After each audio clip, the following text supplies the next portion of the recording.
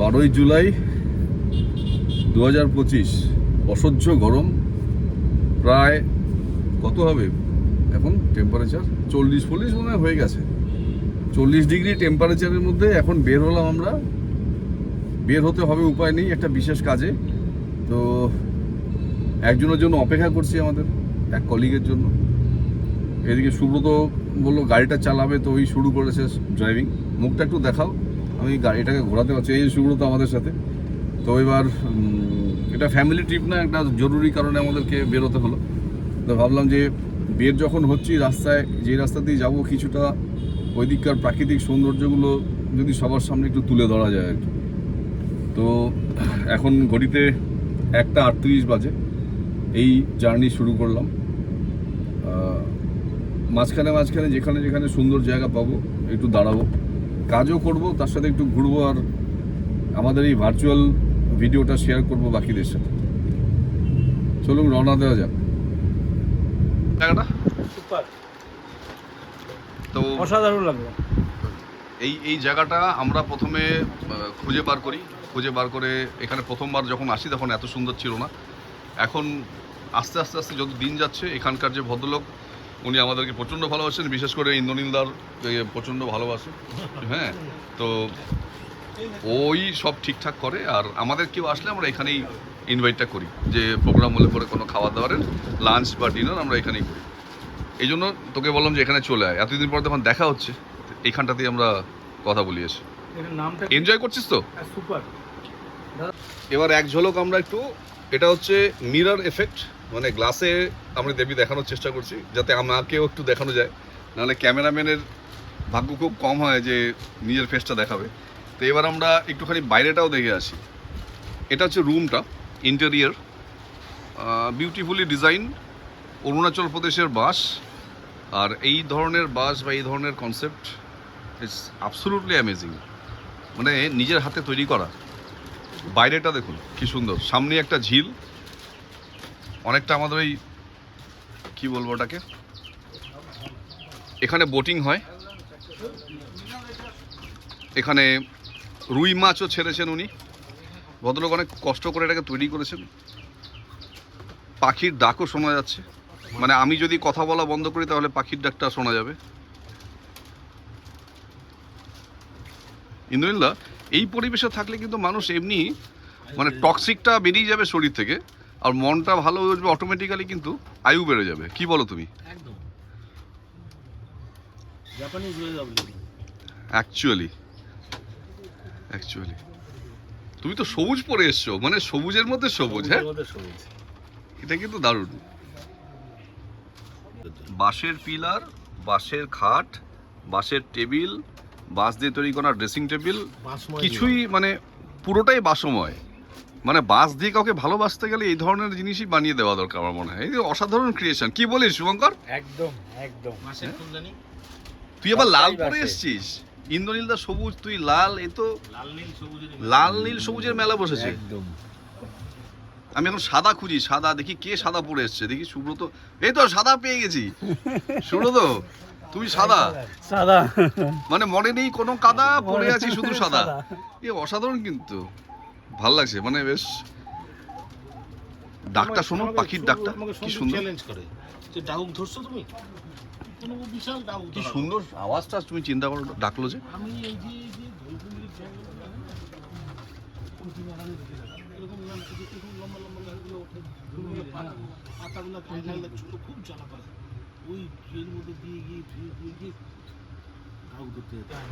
বাঁশ দিয়ে তৈরি করা ল্যাম্পশেড।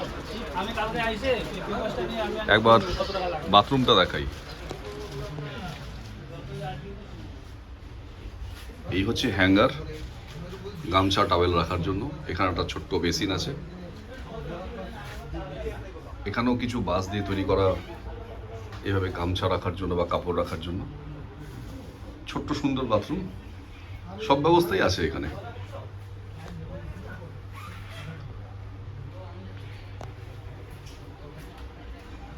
বাঁশের হ্যান্ডেল, বাঁশের দরজা। এখানে একটা আবার আপনি কিছু রাখতে পারেন, মোবাইল বা কিছু।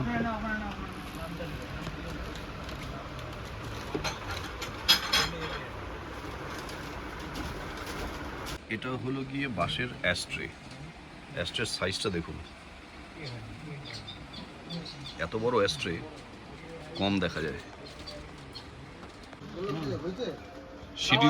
সিঁড়ি দিয়ে নামার পর এখানে ফার্মিং এর ব্যবস্থা করা হয়েছে, মানে যেটাকে আমরা কি বলি গ্রিন হাউস আর অর্গানিক। তো অর্গানিক এটা আগে ছিল না, অর্গানিক ওয়েতে এখানে কাল্টিভেশনের সমস্ত ব্যবস্থা করা। এই হচ্ছে পুরো ফিল্ডটা।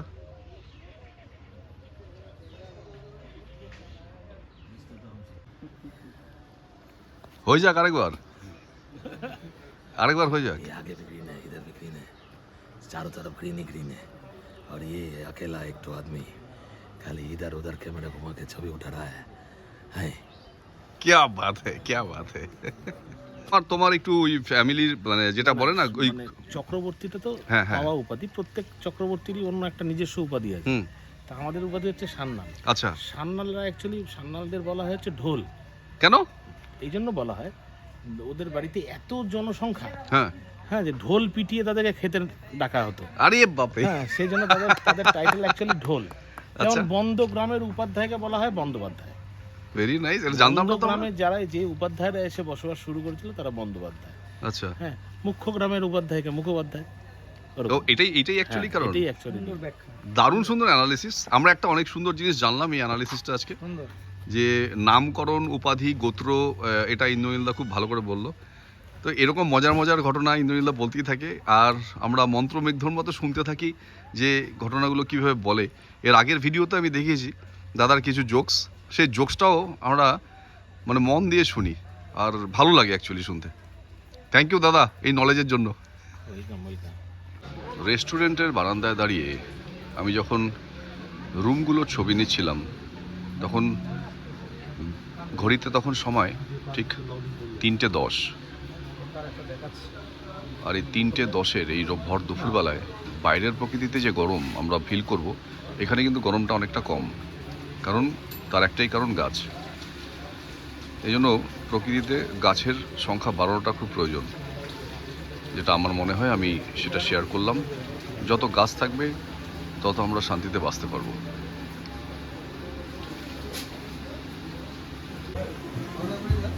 তুই জায়গাটা ক্যাপশন দিচ্ছিস, হ্যাঁ? মুখে পাথর বলে বাঁচিয়ে দিল, হ্যাঁ?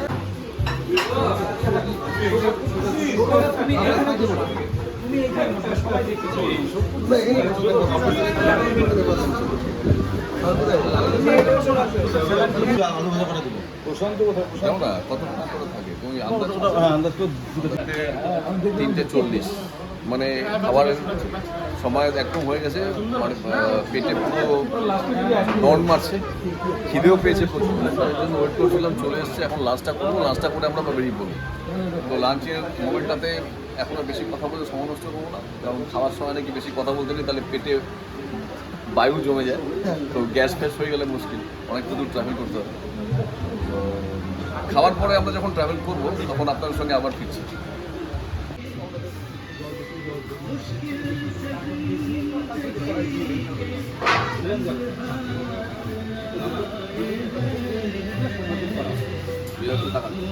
দুপুরবেলা খাওয়ার পরে একটু আড্ডা হচ্ছে, ছোট্টখানি আড্ডা। অনেক বছর পরে আমাদের এক জায়গার লোক, দিনাটার লোককে পেয়েছি, গল্প করছি।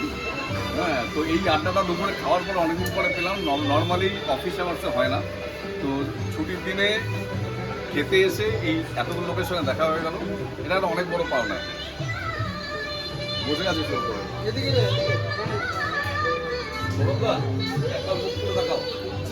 মুখ তুলে চাও।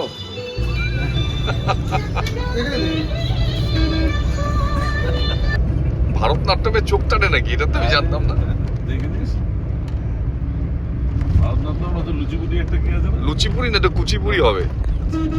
তুমি তো খাওয়া ছাড়া কিছু মনেই করতে পারছো না।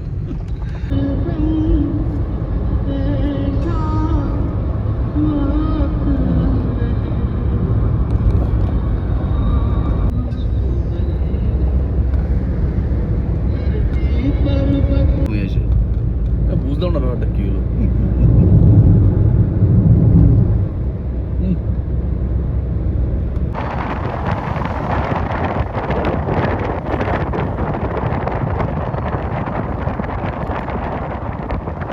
ভিডিও করতে ব্যস্ত। এই রাস্তার ছবি কতবার যে আমরা রাস্তার ছবি তুলেছি তার কোনো ইয়ত্তা নেই, কিন্তু তবুও যেন মনে হয় যে রাস্তার ছবিটা তুলতে ভালো লাগে। একই রাস্তা, একই রুট, ওই ছবি আমরা তুলি বারবার। এটা যেন অদ্ভুত একটা টান, একটা আকর্ষণ। সৌরভদা তুলছে রাস্তার ছবি, আমি তুলছি তার ছবি।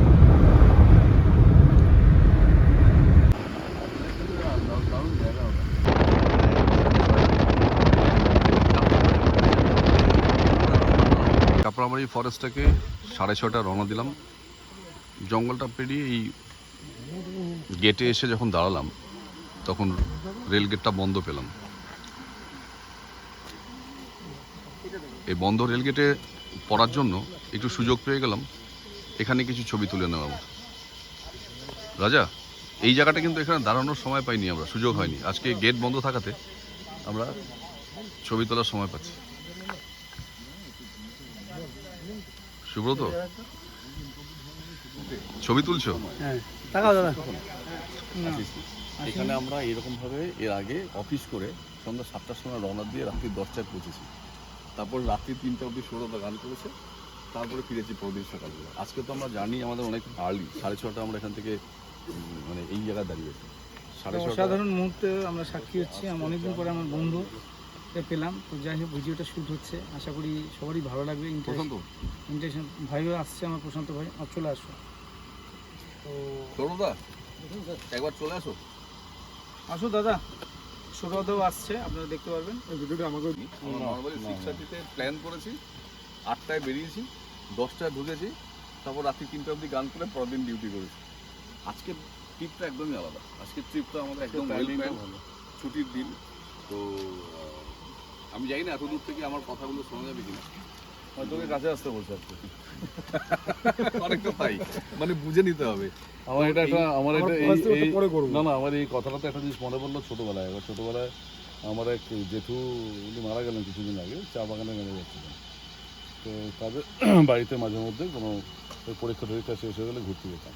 তা আমি তখন অনেক ছোটো। তো একবার ওরকম ঘুরতে গিয়ে টেবিলে বসে খাওয়া দাওয়া করছি। আমার মিষ্টি ন্যাচারালি বাচ্চাদের একটা আকর্ষণ থাকে। তো সেই সময় দেখি যে রসগোল্লা দিল ইয়েটা।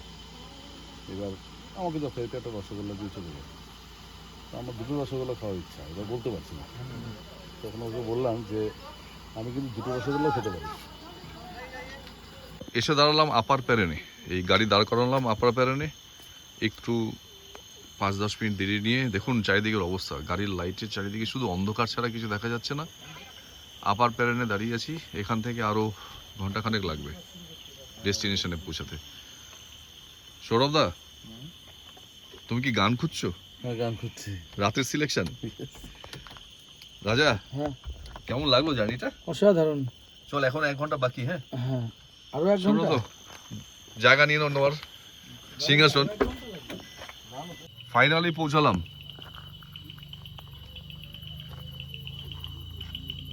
এই হচ্ছে আমাদের ডেস্টিনেশন।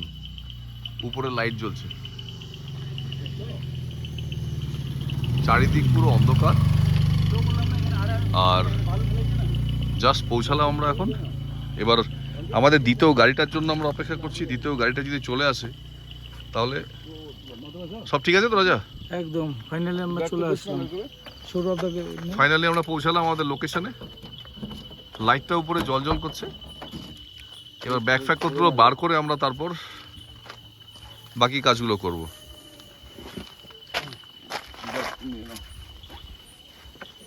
চলো রাজা, যাওয়া যাক উপরে।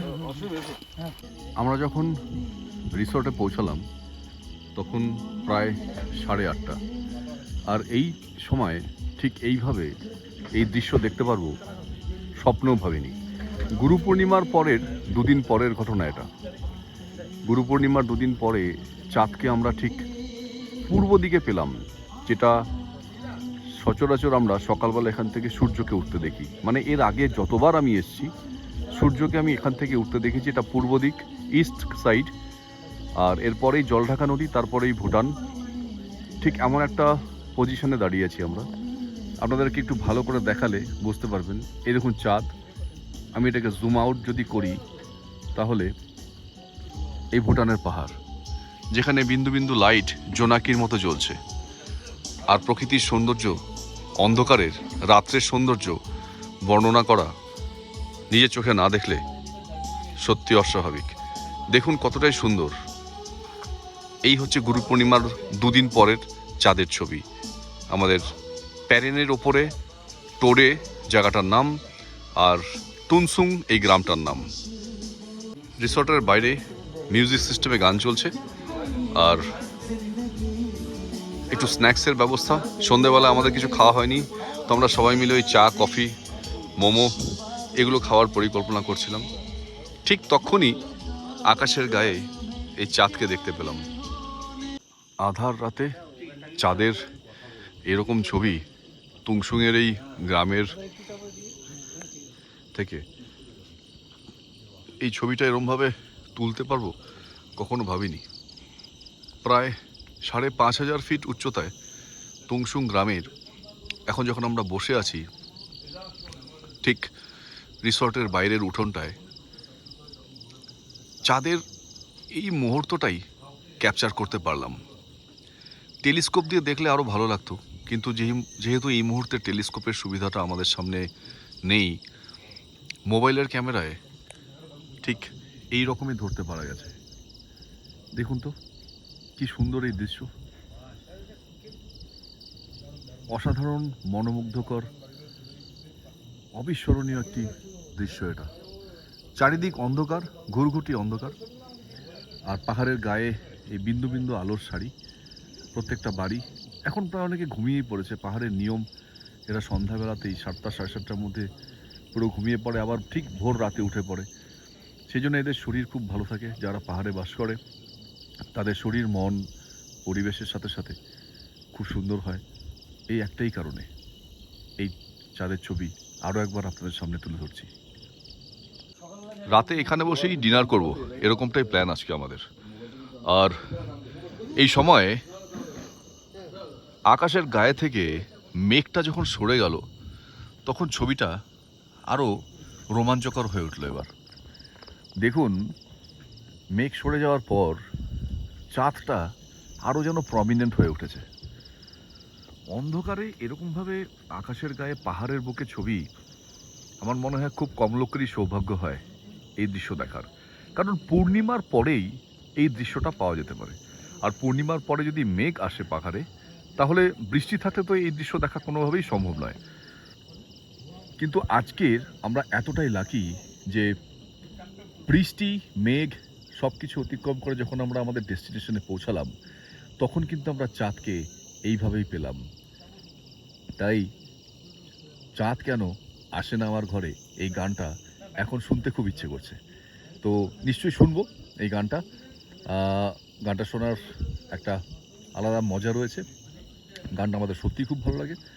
আর কিশোর কুমারের গান, কুমার শানু, যত গান রয়েছে, মানে প্রত্যেকটা গানই যেগুলো জীবনের সাথে মিলে যায়, সেই গানগুলো যদি এই সময় শোনা যায়, তাহলে কিন্তু তার একটা আলাদা মাত্রা দিয়ে দেয়, মাত্রা এনে দেয় অ্যাকচুয়ালি এই গান আর পরিবেশ।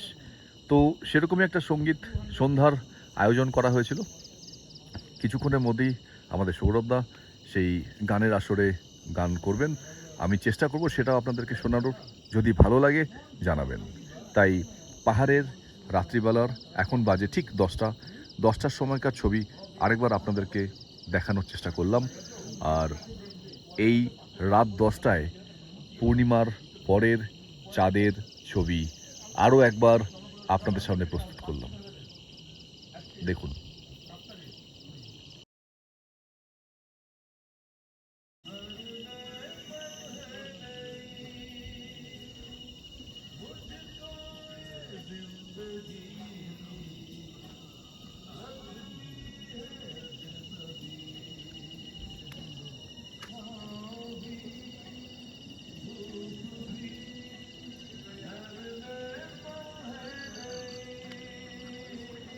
দূর থেকে ভেসে আসছে সৌরভদার গান। এই আধার রাতে, নিশুতি রাতে রিসর্টের একটি কোনায় বসে নিজের মনের মতো করে গান করে চলেছে সৌরভদা। আর আমরা প্রত্যেকে মিলে সেই গানকে উপভোগ করে চলেছি। একটার পর একটা কিশোর কুমারের গান, অমিত কুমারের গান, কুমার শানুর গান, প্রত্যেকটা গান নিজের মনের মতো করে করে চলেছে। এটাই জীবন, এটাই লাইফ। যে সমস্ত গান এই সমস্ত বরেণ্য শিল্পীরা আমাদের জন্য করে গেছেন, সেই গানগুলো যখন আমরা আমাদের এই পাশের বাড়ির কারোর গান থেকে বা কারোর গলা থেকে শুনতে পাই, সেটা কিন্তু অসাধারণ মনে হয়।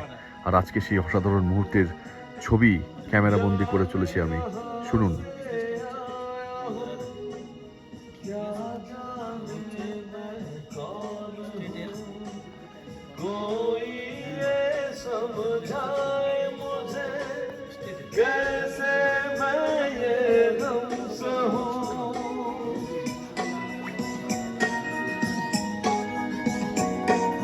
जाने कहाँ से आया हूँ, क्या जाने मैं कौन हूँ, कोई ये समझाए मुझे कैसे मैं ये हमस हूँ, मुझको ये जिंदगी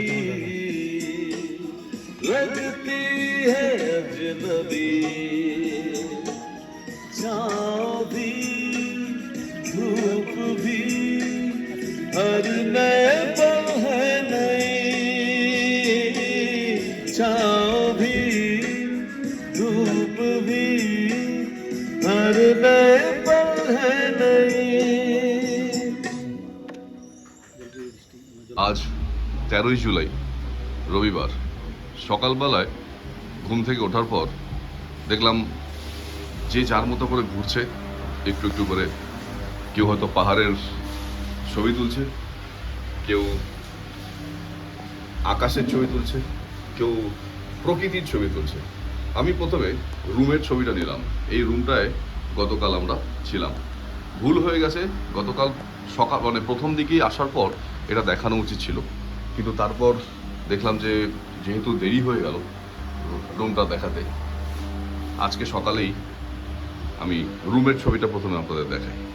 আর রুম থেকে বেরিয়ে ফার্স্ট যেটা দেখলাম সেটা হলো ঠিক এই রকম। মিউজিক সিস্টেমে সুন্দর মিউজিক বাজছে, সামনে ছাতা রাখা, টি টেবিলস, এখানেই কালকে আমরা ডিনার করেছিলাম। এই হচ্ছে রুম, আর এই হচ্ছে বাইরের প্রকৃতি। জাস্ট ফিল করুন, দেখুন যে কি অসাধারণ মুহূর্ত আর কি অদ্ভুত সুন্দর এই দৃশ্য, যা আপনার মনকে জুড়িয়ে দেবে এবং সমস্ত ক্লান্তি থেকে মুক্ত করে দেবে কয়েক মুহূর্তের মধ্যে। এই অপরূপ সৌন্দর্য যদি এখানে না আসেন তাহলে এটাকে ফিল করা খুব ডিফিকাল্ট। আমি আমার চোখ দিয়ে বা ক্যামেরার চোখ দিয়ে যতটা সম্ভব দেখালাম, কিন্তু এটা দেখতে গেলে আপনাকে এখানে এসে নিজের চোখ দিয়ে উপলব্ধি করতে হবে। চলুন নিচটা ঘুরে আসা যাক।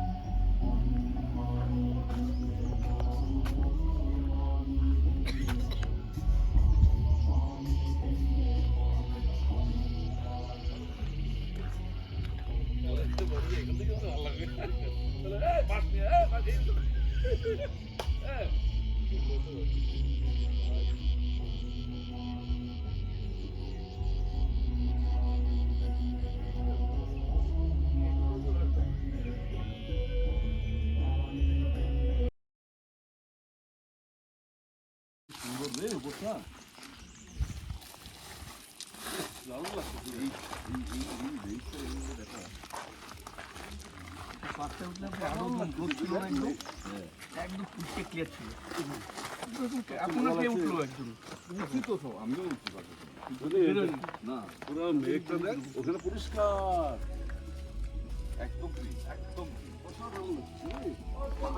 উপরটা নিস তো আকাশটা। হ্যাঁ এই তো স্যার আছে তো, আসো। তুই গুড় দিয়ে দিবি। হ্যাঁ হ্যাঁ চা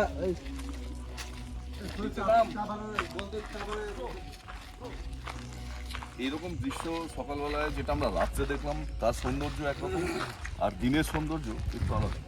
এখানে যে রেলটা খুবই ক্লিন, প্রত্যেকটা পাহাড়ে ক্লিন দেখা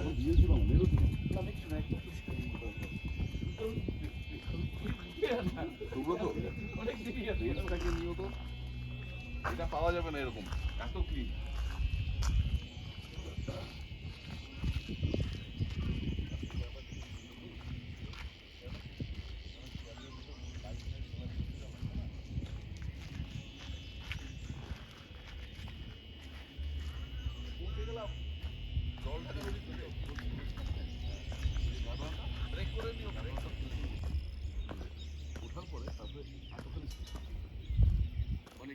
মানে এই এরিয়াটাও কভার হয়ে যাচ্ছে, এটাকেও এই ল্যান্ডটাকেও।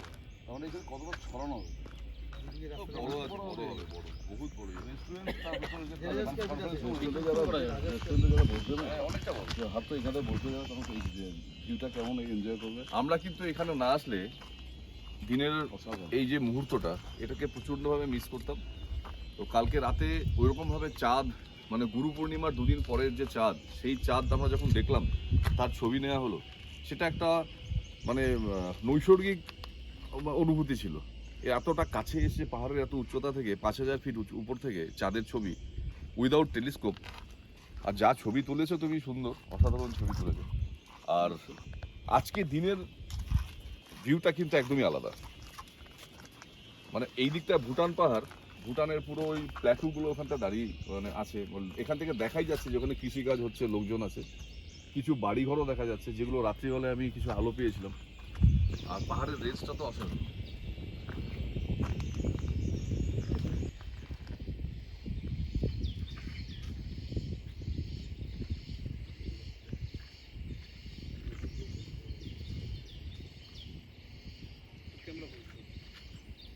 একটা স্টিল ছবি এখানে না তুলতে হবে।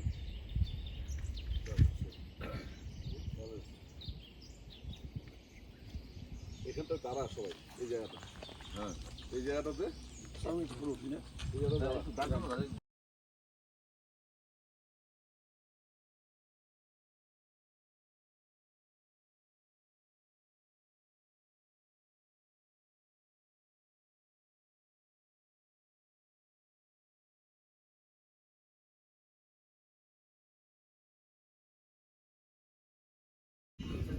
আজকে আমরা এবার দেখবো রুমগুলো। এই হচ্ছে এক একটা রুম।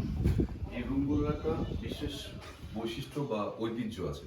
প্রত্যেকটা রুমকে এক একটা স্টারের নামে দেয়া হয়েছে, এবং সেই স্টারগুলোর যে অ্যাকচুয়াল অ্যাক্সিস হয়, সেই অ্যাক্সিস অনুযায়ী রুমগুলোকে বানানো। যেমন এটা রিগেলের ডিস্টেন্স 864 লাইট ইয়ার্স। এখানে অরিয়ন ম্যাগনিটিউড হচ্ছে 0.12, টেম্পারেচার 11,000 কে। সো এই যে সাইজটা, এই যে রিগেলের যে সাইজ বা রিগেলের যে পজিশন অ্যাক্সিস, সেই অ্যাক্সিস অনুযায়ী এই রুমটা বানানো। এটা কিন্তু একটা এখানকার একটা বিশেষ বৈশিষ্ট্য। এটা অন্য কোনো রিসোর্টে এইভাবে কিন্তু দেখা যায় না। ইভেন টেলিস্কোপের ব্যবস্থা আছে, আপনি রাত্রিবেলায় টেলিস্কোপে আকাশ দেখতে পারবেন। পোলারিস, এই হচ্ছে পোলারিস।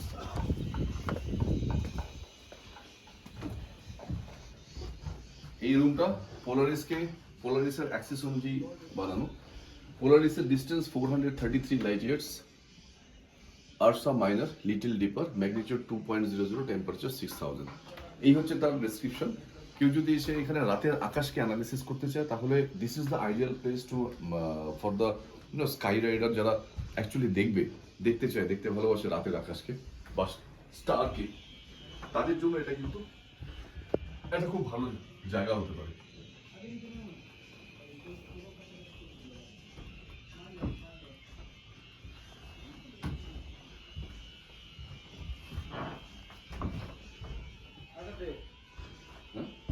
এখন বিদায় নেওয়ার পর হ্যাঁ, এই মুহূর্তে আমরা এখান থেকে কি করছি? হ্যাঁ, আমরা তো দেখতেই পাচ্ছি তুই কথা। আচ্ছা, ক্যাপিলা এটা দেখি। এবার আমরা দেখবো ক্যাপিলা।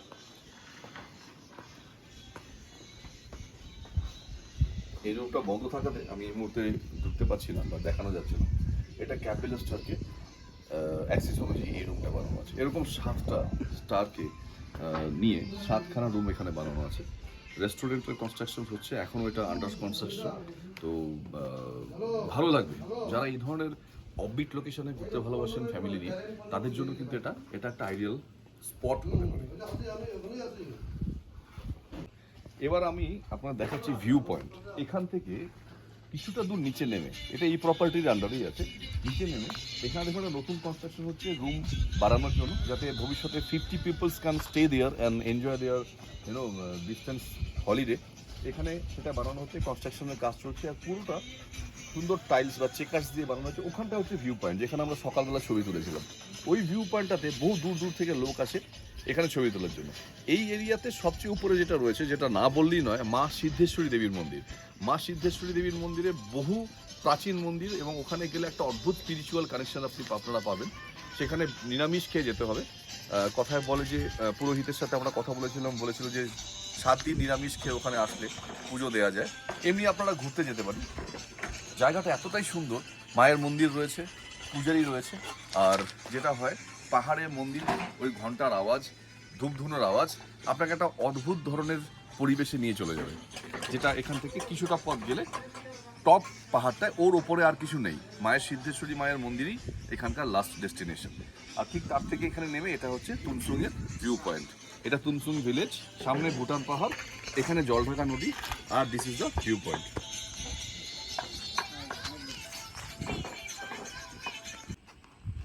সকাল 8:16 বেরোতে হবে, যাওয়ার সময় হয়ে এসছে। কালকে রাতে যখন আমরা পৌঁছেছিলাম, এখানকার প্রাকৃতিক দৃশ্য আপনাদেরকে শেয়ার করেছিলাম, এখানে নৈসর্গিক অনুভূতিকে আপনাদের সামনে তুলে ধরেছিলাম। আজকে সকালে যখন এখানে ঘুম থেকে উঠলাম, ভোর 5টার থেকেই কিছু জায়গা, যে জায়গাগুলোকে আমার মনে হলো যে কিছু মুহূর্তের ছবি, ভোর 5টা থেকে এখন 8টা অবধি কিছু মুহূর্তের ছবিকে তুলে ধরে রাখা এবং সেটাকে ক্যামেরাবন্দি করে রাখার জন্য একটা প্রচেষ্টা আপনাদের সামনে রইল, যাতে আগামী দিনে যখন এই ভিডিওটা আমরা পাবলিশ করব, তখন যেন বাকি সবাই যারা এখানে আসেনি তারা যেন ভার্চুয়ালি এটাকে আনন্দ ফিল করতে পারে। এবার আমরা উপরে যাব, ওপর থেকে ব্রেকফাস্ট করব। ব্রেকফাস্ট হয়ে গেলে আমরা আজকের মতো এখান থেকে বিদায় নেব। এরপর দেখা হবে অন্য কোনো নতুন ভিডিওতে, নতুন লোকেশনে, যেখানে আমরা আপনাদেরকে আরও এক্সপ্লোর করে দেখাবো নতুন জায়গা, সেখানকার খাবার দাবার নীতি, সেখানকার জামা কাপড় পরার বৈশিষ্ট্য, সেখানকার মানুষদের আদব কায়দা, কীভাবে তারা জীবনযাপন করে, সেই সমস্ত কিছু থাকবে। তো নতুন এক একটা ভিডিওতে আমরা সেটাই দেখানোর চেষ্টা করব। আজকে এই পর্যন্তই, আবার দেখা হচ্ছে, বাই। চলো আমরা উপরে চলে যাই।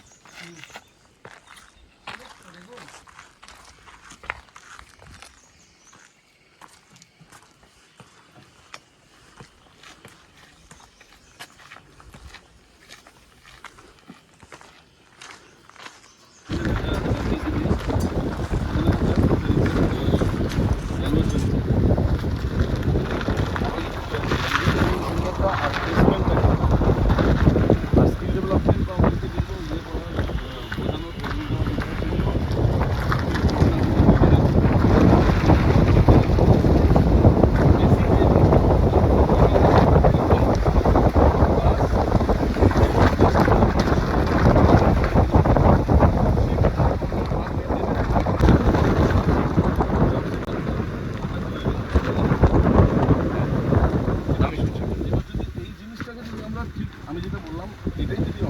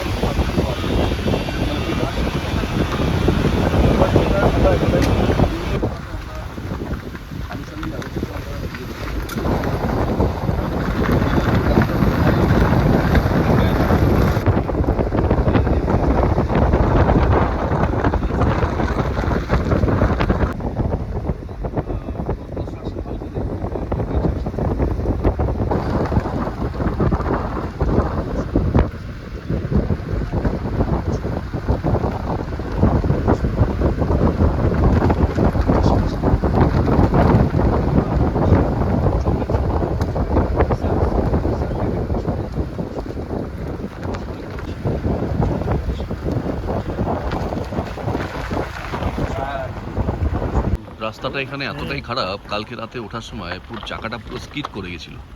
আজকে সেই রাস্তাটাতেই দিনের বেলা নামছি, তো এই রাস্তাটা, এই জায়গাটা একটু খারাপ।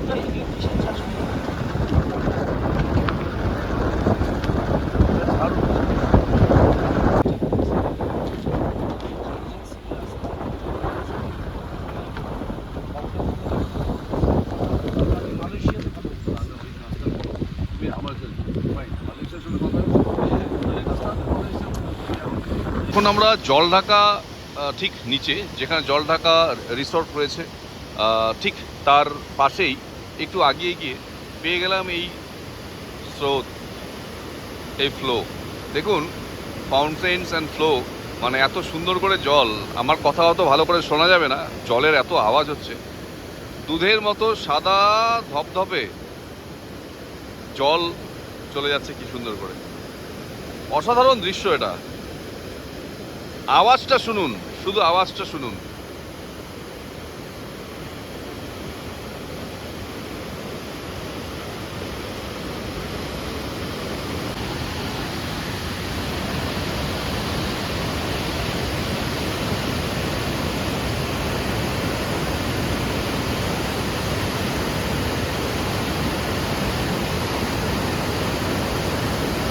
কেমন দেখলি? তুই পাগল নাকি? এটা দেখার মতো দৃষ্টি থাকতে হবে, শুধু গাড়ি চালিয়ে গেলেই হবে না।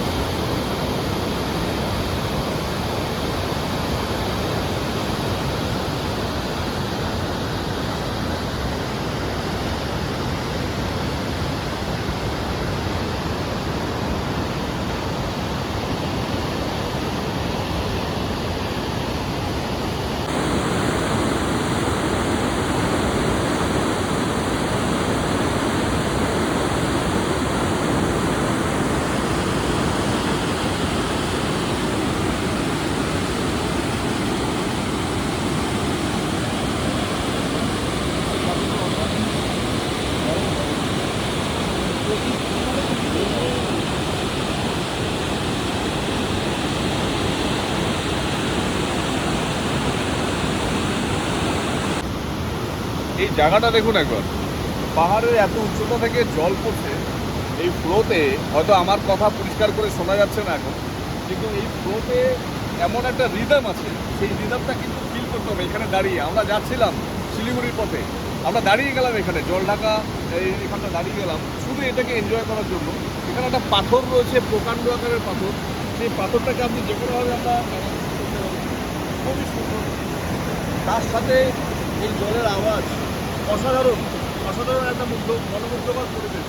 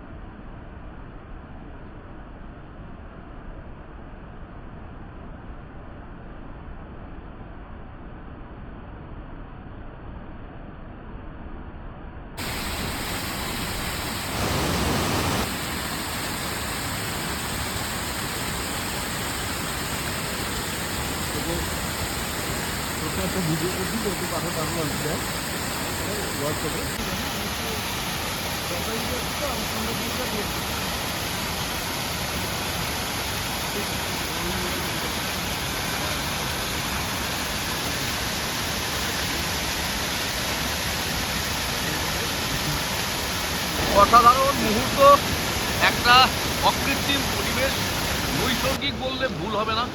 মানে রাস্তায় দাঁড়িয়ে কোন ছবিটা তুলবো কোনটা তুলবো না বুঝতে পারছি না, মানে কোনোটাকেই মিস করতে মন চাইছে না। তাই যাওয়ার পথে পাহাড়ের এই দৃশ্যটা তুলে রেখে এই জলধারা নেমে এসে এখানে এইভাবে হয়ে চলেছে, বছরের পর বছর, মাসের পর মাস, কোনো ক্লান্তি নেই, অক্লান্ত ক্রিকেট